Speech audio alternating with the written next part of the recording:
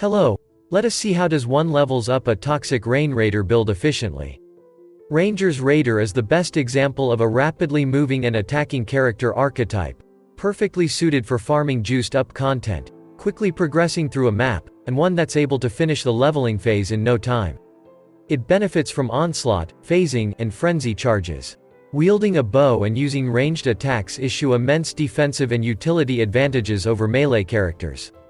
One of the most popular ranged skills early in the league, Toxic Rain, fits here like a glove. This is the only damaging skill we will expand on as there is no need to use anything else. This guide's goal is to prepare you for the endgame content while starting with no items. It's how it usually goes at the start of a new league. Toxic Rain is a unique skill. It fires a payload arrow into the air to land at a targeted location. The arrows then create spore pods lasting a few seconds, dealing chaos DoT. The great thing about this build is that you don't need any accuracy rating. The spore pods are guaranteed to spawn, and the attack damage of your weapon is also not an issue as the damage comes not from the attack itself, but the secondary effect that follows it. It saves you a lot of currency. As for the defensive layers, you will be using spell suppression chance and evasion rating to protect your rather unremarkable life pool.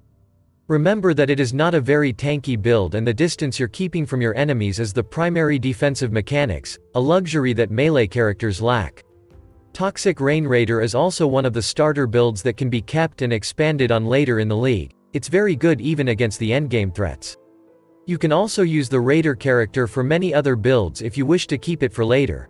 It's one of the most popular classes in the game.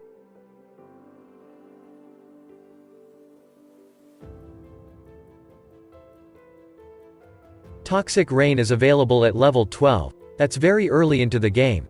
A quest reward for killing the Act 1 boss, Merveil. Before you reach that point you will need to use something else. Fortunately, at this stage of the game, it won't really matter what skill you're using as all of them are sufficiently good. We can recommend the Caustic Arrow. It's somewhat similar to Toxic Rain and can be used even later on in some specific cases. Both of these deal chaos damage over time. Toxic Rain fires a number of arrows into the air which then land and create spore pods that explode after some time.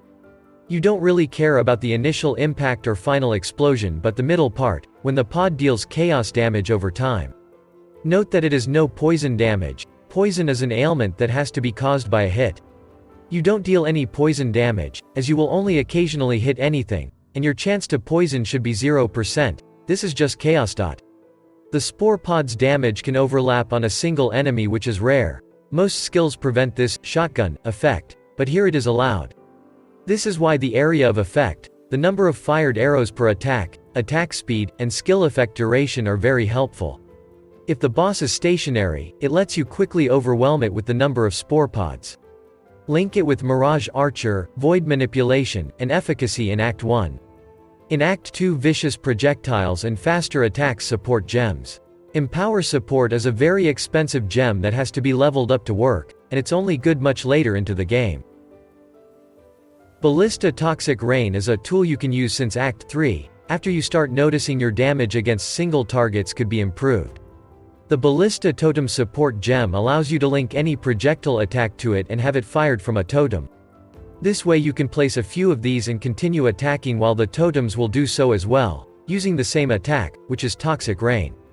We recommend equipping it only after you can afford an extra 5 link setup on a bow or body armor, and linking it with Focused Ballista Support 2, which is available to use only after level 31. That's Act 3. Your character has a lot of attack speed, and this support gem makes your ballistas fire at the same rate as you do. It additionally increases totem placement speed and damage. It will also be linked with Withering Touch Support Gem to apply Withered debuff. It applies a 6% increased chaos damage taken, and stacks up to 15 times resulting in a 90% increased chaos damage taken from all sources. Link it with Efficacy and multiple totem support when you reach the 4th act. These are basically the only skills you will use regularly, but you still have 3-4 socket setups for other skills. We recommend using 3 auras. Grace adds and increases evasion rating. We heavily recommend starting using it around Acts 6 to 10, after allocating some mana reservation efficiency. Malevolence is the best damage-oriented aura. It increases your damage over time and skill effect duration. Heavily recommended, if not mandatory. Defiance Banner increases armor, evasion, and reduces critical strike chance for nearby enemies. You might struggle with mana regeneration. Use Clarity at a low gem level if you can afford to do so. A build needs a guard spell. Steelskin prevents a portion of incoming hit damage for some time. It can absorb a few hundred, up to around 2k of damage, and stops bleeding. We recommend linking it with cast when damage taken, increased duration, and life tap support gems. As your movement button, you will use another skill. Use the simple dash to increase your mobility and dodge incoming attacks. Blink Arrow might be used here instead. It's great with attack speed, which you should have a lot of, but that's up to your personal preference.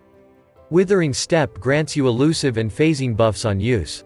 It increases movement speed, the chance to avoid hit damage, and allows you to move through enemies. It also inflicts a few stacks of Withered debuff.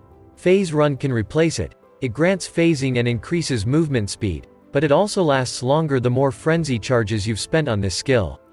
Blood Rage is optional. This skill drains your life in exchange for life leech, attack speed, and frenzy charges on kill. Use it if you don't mind the life drain. Despair. Cursed enemies have reduced chaos resistance and take increased damage from damage over time effects.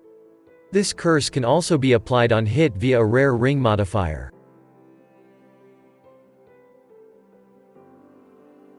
Let us now study the items. There are only a few unique items that are exceptionally good for this specific build, but none of them are mandatory.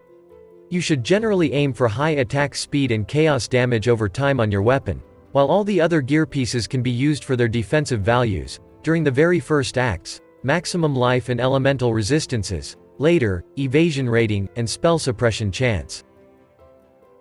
Tabula Rasa is the best leveling chest early on, provides 6, white, and link sockets at level 1. Goldrum Helmet is very popular due to the elemental resistances it provides, also available to wear at level 1. La Hup of All, a ring with a lot of attributes, resistances, and some extra damage. Praxis is mostly used to lower the mana cost of skills. It might be an issue later in the game. Death Rush grants chaos resistance, life recovery on kill, and adrenaline for increased damage, attack, and movement speed. Quill Rain. The 100% increased attack speed bonus is so influential that even the drawback of 30% less damage shall not discourage you. One of the most popular bows here. String of Servitude can potentially provide you with a lot of elemental resistances, and can be worn a level 1. Might be expensive in the first days of a new league as it drops only from the Temple of Atsuatl.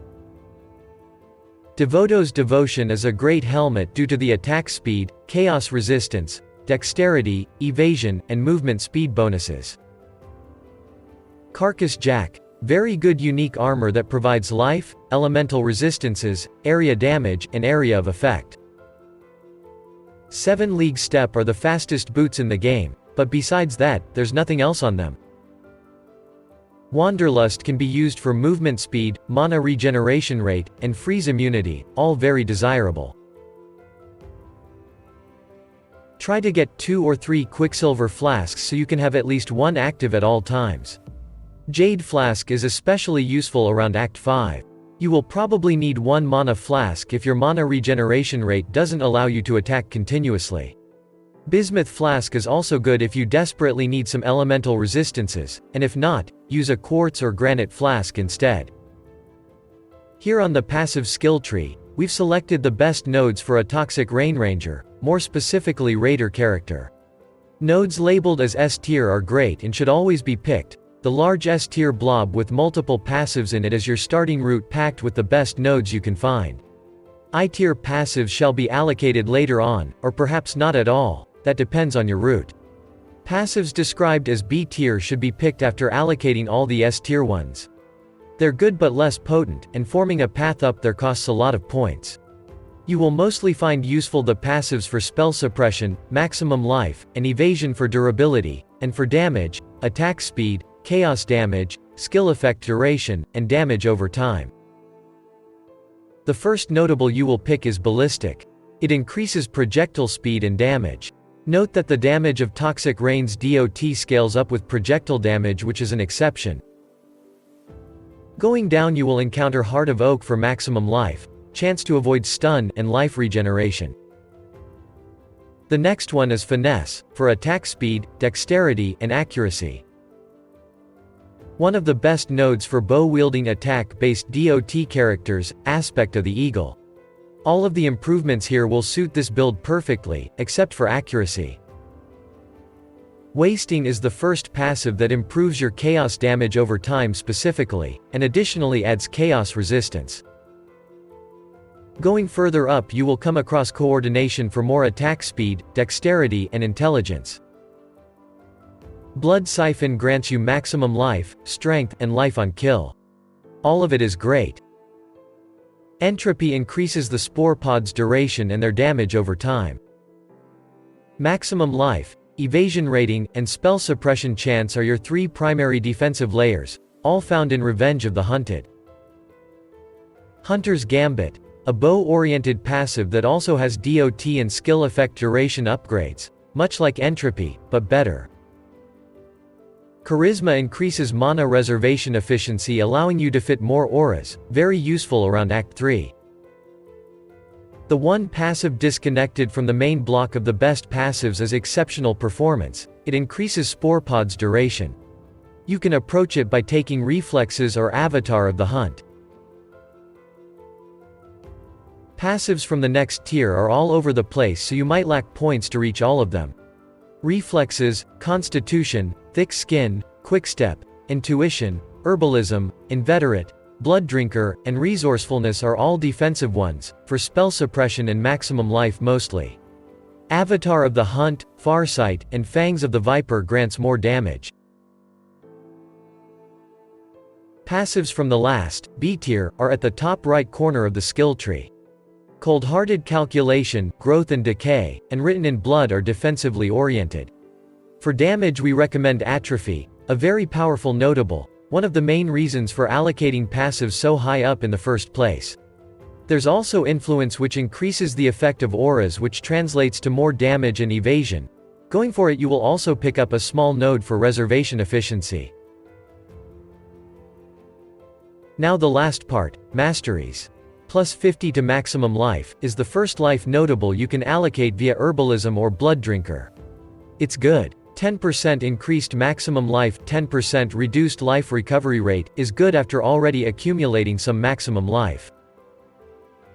Grace reserves a lot of mana, so increasing its reservation mastery via Grace has 25% increased mana reservation efficiency, will be mandatory at some point. With more duration, Spore Pods will last longer, resulting in much more damage. Allocate 10% more skill effect duration, as duration mastery from the cluster with Exceptional Performance notable. Withered is a very powerful debuff. Increasing its effect is obviously also equally influential. Pick 20% increased effect of Withered as Chaos Mastery. After increasing the area of effect of the Spore Pods, it will be more likely for an enemy to be affected by more of them at the same time. As your bow mastery, pick 20% increased area of effect while wielding a bow. And that is all for the Toxic Rain leveling guide. It's definitely a good league starter and we can't recommend it enough. If you want us to cover other leveling archetypes, let us know down in the comments. See you around.